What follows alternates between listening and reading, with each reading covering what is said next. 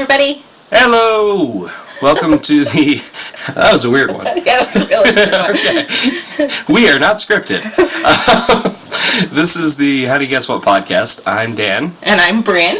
And we have another set of topics for you today that we hope will delight, enjoy, and maybe kind of little bit inform. Something like that. Something like that. So, this week, I've won the flip. I know. And I'm super jealous, even though that I've gotten to go first the last couple times. Like, I really wanted to go first today, so... Yeah. Well, you're lucky. Okay, well, try not to think too much about your thing, so that you can have something to react to a little bit. I think I got one that's pretty good. I'm excited. So, I decided this week, everybody finds products that are just no good, and sometimes they get recalled, right? Sure. Okay. I thought it would be really cool to take a look at some of the more odd reasons that products were recalled. Okay. All right. Okay. So I've got a list here of just that. So first and foremost, the DARE program. Do you remember the DARE program? Yeah. Okay. I'm not talking about the whole DARE program, though that was recalled, I guess you could say. So in the DARE program, for those who aren't aware, DARE was a program that was geared towards getting kids to stop using drugs. If you are not getting them to not start. to not start, stop using. It's prevention. Honey, yes, they is did it better. in like middle school. Yeah, for us, but there's people who might be listening who weren't alive yet. Okay. Yeah. So. Okay. To prevent drug use, and so that's what the DARE program was for. It was in the mid to early 90s, and it was not a success overall. Mostly it showed kids what drugs were and what they looked like, and lots of that sort of thing. But there was another thing that happened, involving the pencils. The pencils that the DARE officers gave out? Yes. Actually. Oh my gosh, were they contaminated with drugs? No. I mean, that would be bad. Little dust fly out when you put in the pencil sharpener? No. So the pencils, one of the iterations of the pencils, were etched from point to eraser with the phrase, "Too cool to do drugs." Seems pretty fine, right? I think I know where this is going. You do? Okay. Right, because too cool to do drugs. By the time you sharpened it up, it would say, like, cool to do drugs. Exactly it. To do drugs. Do drugs. They do drugs. Do drugs. And then the lastly, just drugs. Oh, man. So, they should have done it the other way, so you sharpened off the word drugs first. Well, so you're ruining. Oh, I'm sorry. It's okay. No, it's fine. So, it was discovered, really pointed out, by a 10-year-old. Oh, of course. From Plainville, New York. Oh. Yeah. And he went to his teacher and he's like, I don't think this is right. So, a quote from the spokeswoman for DARE, "We're actually a little embarrassed that we didn't notice that sooner." I think it's probably the most understated reaction that you could have to that. I mean, what else are you going to say? That's great PR. It's so good. So, yes, that is how they fixed it. They just put it the other way. They just reversed it to go from eraser to point. So, I'm a better marketing person than DARE. You nailed it in 5. Sorry, I didn't mean to steal your thunder. That's fine. So, the next one I got... That's hilarious. Yeah, it's a good one. The next one I've got involves the voice navigation system in BMW vehicles. Like the GPS? Yeah, just like the GPS. Okay. So, again, for maybe people who are listening who weren't aware, there was a time before Alexa and Siri when voice navigation was the biggest technology there was. You could interact and tell your GPS in your car where to go, and that was like the coolest thing. So I remember when like the TomToms and the Garmins, all those commercials. Yeah, all those. So get a Garmin. Do you remember? We don't own that. You can't. Shh! I didn't say it. Okay, so that's gonna be every time I break copyright. I'm just gonna say shh after. All right, great. This is gonna get expensive.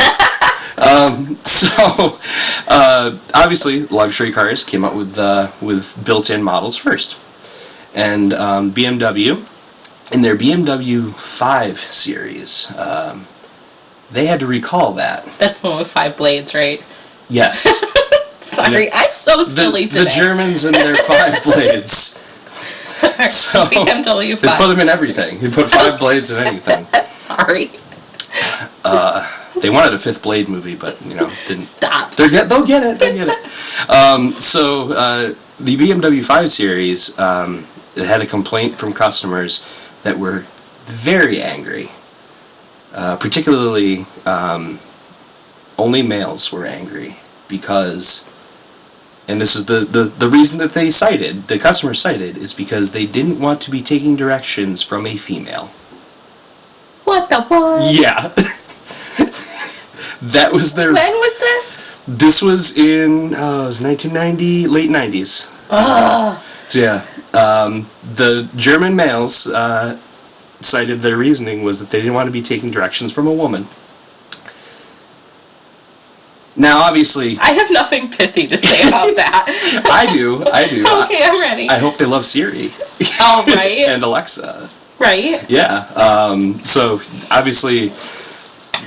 Hasn't research been done that, that's the reason they keep choosing female names and female voices, it's more... Oh, I'm certain. Nothing is done by accident. No, but I thought I read somewhere... See, this is how this all things get started, and I say things that aren't true. But I thought I read somewhere that they had done research, and that's why they chose female voices. Not because people like taking direction from them, but because it seems relaxing. People are more relaxed and at ease. Oh. If only there was a podcast where someone could research that. Oh, maybe that'll be my next topic. I'm too excited about today's topic, though. All right. So, the next one, one that I owned. Okay. I believe. You owned a recalled item, huh? I owned a recalled item. It is Tiger Woods PGA Tour. Video game. Oh, video game. I was like, they just recalled his PGA Tour. Well, he got into some trouble. So, it was in 1999. I think all of these things were in the 90s. A lot of them were in the late 90s. It was a very, very low-key, we don't remember it as such, but it was very tumultuous. Okay. So there was an Easter egg coded into the game, which allows players to access an episode of South Park. In the game? In the game. For what purpose? It was not intentional. Oh, just some coding guy was laughing about this? I couldn't find anything about whether... So he was fired. The person who coded it in was terminated. However, I guess it said it was an accident. It said it was accidentally done. I don't know how you accidentally code an entire episode of South Park into a video game. So the question is, what episode was it? So it was the one, it was the Brian Boitano one. It was one of the, it was that one. Okay, I literally have not seen a full episode of South Park ever in my life. Mm-hmm. I know what episode you mean. Yes, and so it was spicy, I guess you could say. A little bit religiously charged. So it was a South Park episode. It was a South Park episode. And I guess the big problem is, that game is targeted for everyone. It's rated E for everyone. And so... And wouldn't they be in trouble for copyright? Yeah, they would. You can't shush away. No, you can't. Trey Parker and Matt Stone do not get shushed. Shush. All right, so... next, I have... I think this is going to be our best episode ever. It's pretty good so far. I like it. Okay. So this is one I didn't know about at all. All right. Another recall item. I didn't know this product even existed. I can kind of vaguely make sense of it in my head, but I feel like my memory is just coding it in there. So it's a pool toy. It's called dive sticks. Do you know what dive sticks are? Yeah, they're like the dive rings, I would assume, that you throw them into the bottom and they go to the bottom and then you can see them, so you dive down and see in the water and pick them back up. Exactly, you got it, you nailed it. Yeah, okay. They make rings now. Right. But, yeah. Do you know why they make rings? No, because they're easier to pick up. They are. Oh no! Oh yeah. So dive sticks, they're a pool toy. As you said, you get down to the bottom and you dive down and get them. They sink to the bottom and they stand up straight so that you can pick them up easier. Oh, so they're weighted on one end. They're weighted on one end, so you can pick them up easier. They're good for developing, skills of, give a kid a goal or a person a goal to go down and get it, and right. Then it's to strengthen swimmers. Yeah, sure. That's why the rings exist. So what could be bad about them?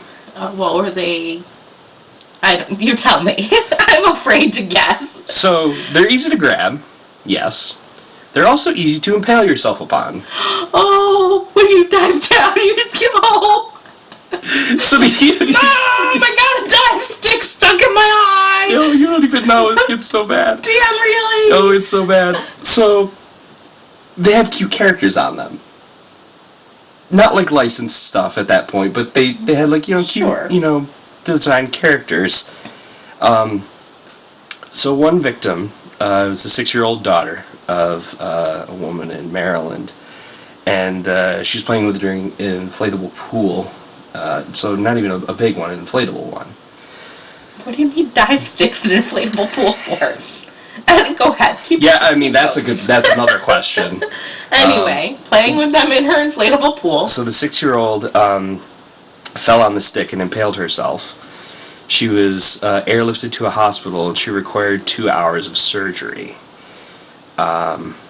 So that's the cautionary tale. The other injuries reported from these sorts of injuries, these incidents, were, quote, serious anal and vaginal penetrations requiring surgery.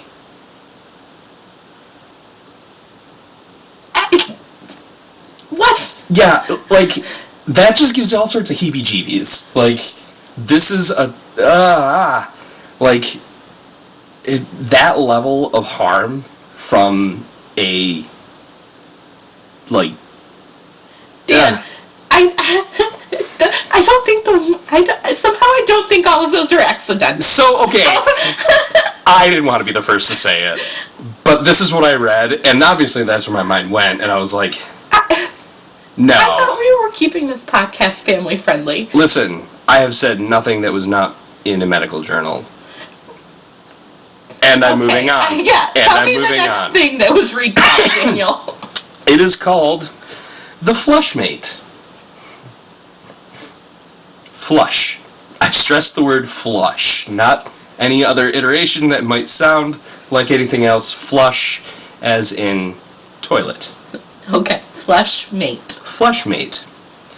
So, modern toilets are not like toilets of yesteryear. They have a lot of designs in them to keep water consumption low. Oh, right, like low flow toilets. Correct. Yeah. Okay. And so they've gotten better in more recent years than us, but in the, once again, late 90s, early to mid 2000s, there was an issue of balance there. Where there was not enough of it. There was a lot of clogs happening. Okay, so the flow was too low to prevent clogs. Right. All right, so they're still figuring out the technology. And whether the problem actually was rampant or not isn't clear. The problem is that it became a trope in movies. Okay, I remember Dumb and Dumber. It's like a really iconic scene from Dumb and Dumber, if you believe that sentence has any weight whatsoever. But clogged toilet leads to hilarity in the 90s. Okay, I'm sure, sure. A lot of us can think of there was a lot of like toilet humor in comedies in the 90s anyway. Right.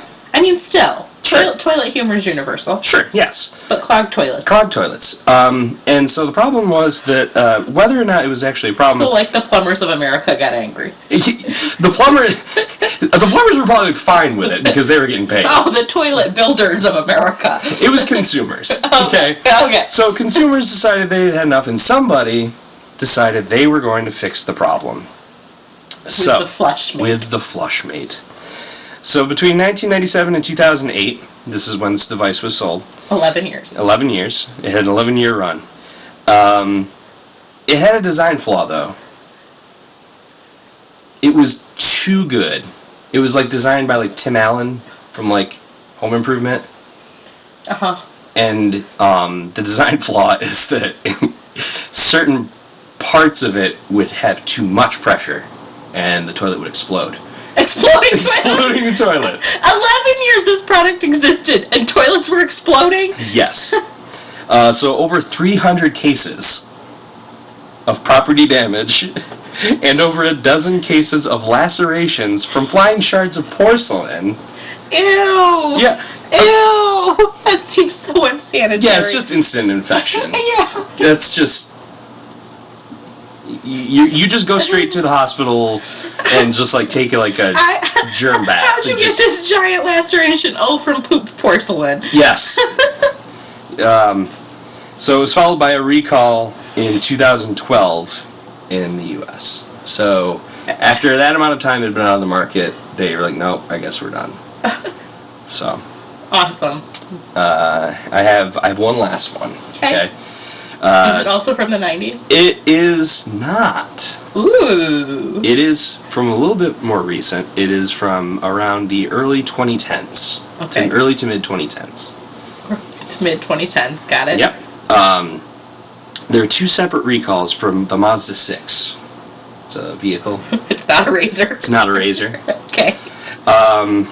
But the actual car, not any components within it. The car itself. The actual car itself, not the any add-ons.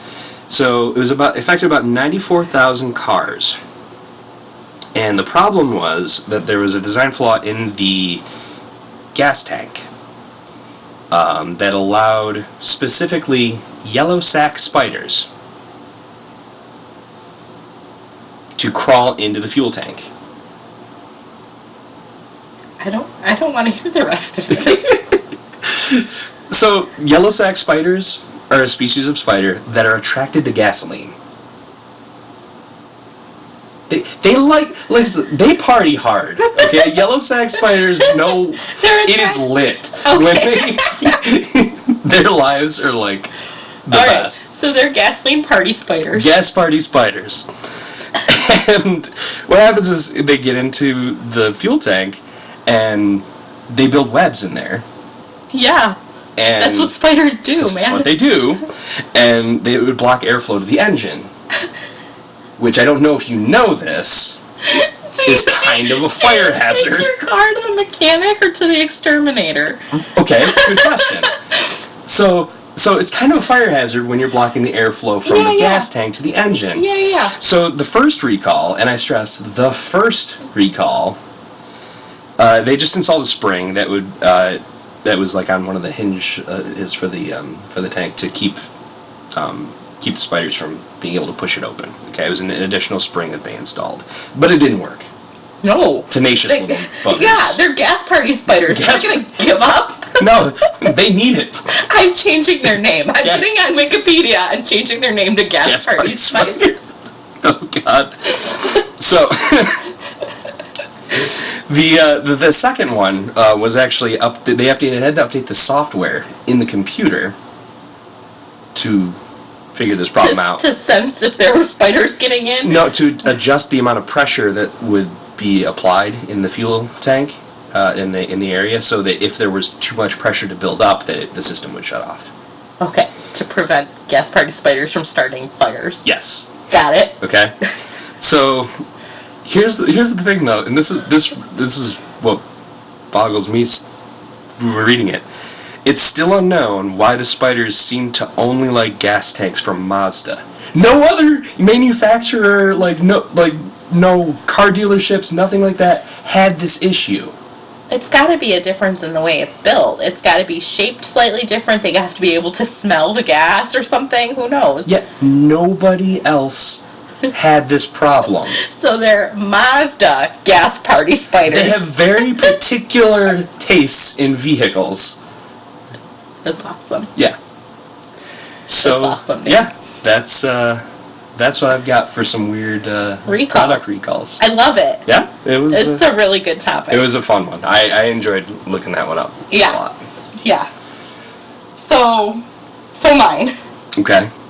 Alright, I'm gonna mess with our format just a tiny bit. Oh boy. Because... We're like only a few episodes in. So, okay, so I feel like the topics that I've been choosing have been kind of too serious. Okay. So... Puffball mushrooms are way too serious. Too serious. Okay. Too serious. So, we were talking, and recently in the news, Tom Hanks discovered through a reporter that he's related to Fred Rogers. They're like 6 cousins. Okay, yep, okay. And he was like, cool. And so I had this thought about Tom Hanks, because when you're, and so I was thinking about Tom Hanks. Oh boy. And so I also knew that he was related, I don't know if you know, he's also related to Abraham Lincoln. Oh no, I didn't know that. Okay, so Abraham Lincoln's mom was Nancy Hanks, was her maiden name. Okay. And so they're, like, related through Nancy Hanks, who was Abraham Lincoln's mom. So Abraham Lincoln would have been, like, his great-great-great-great-uncle. So if I'm to extrapolate here, Fred Rogers was also related to Abraham Lincoln. Yes. Okay, Tom Hanks is also related to George Clooney. Okay, this is going to be an amazing National Treasure 3 movie. Stop. I'm not done yet.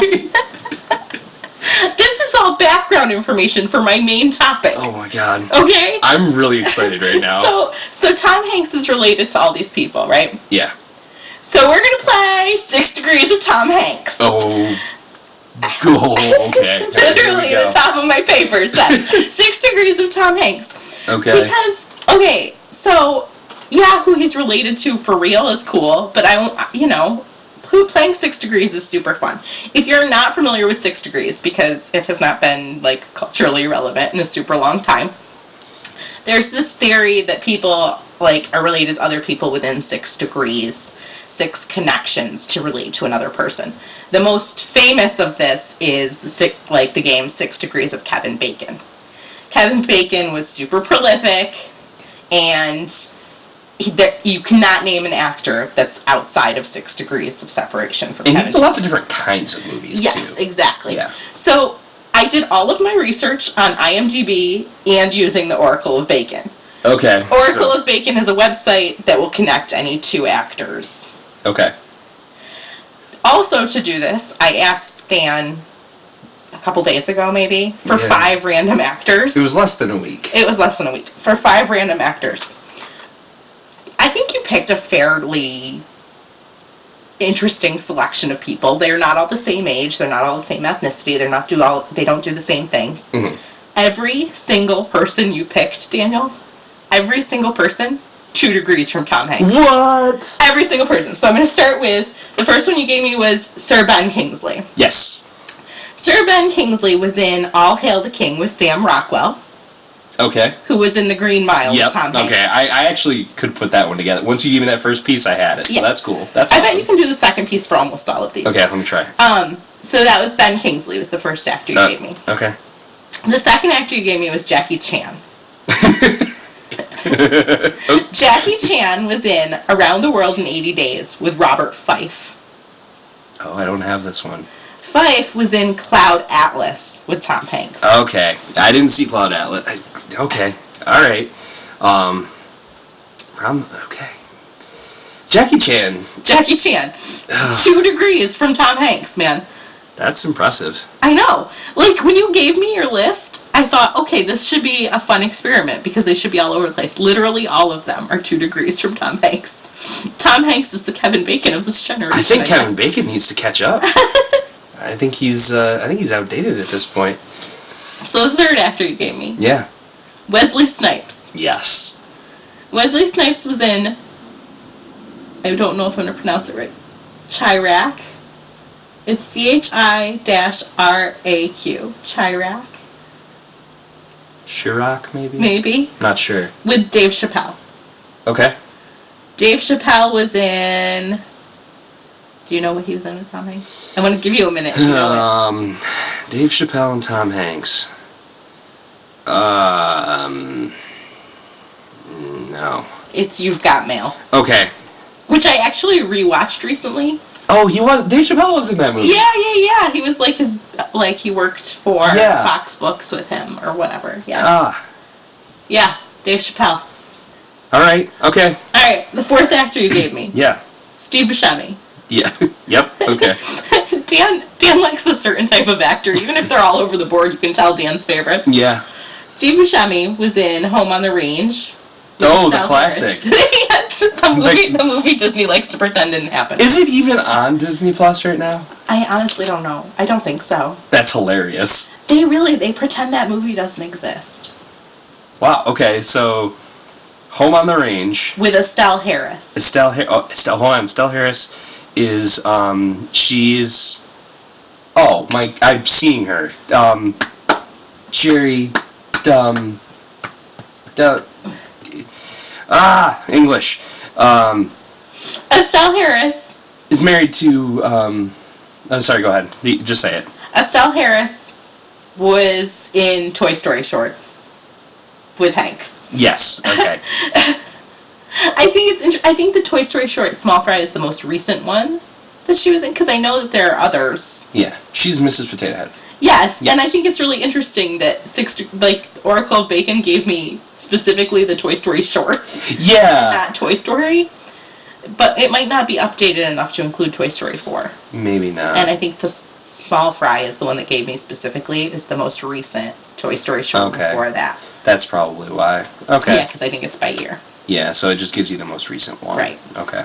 And Estelle Harris has done a ton of everything. Yeah. But she's all up on Disney stuff. We were watching Sweet Life of Zack and Cody, and I forgot that she was on that for the first season. Oh. So, not that that has anything to do with anything. That's fine.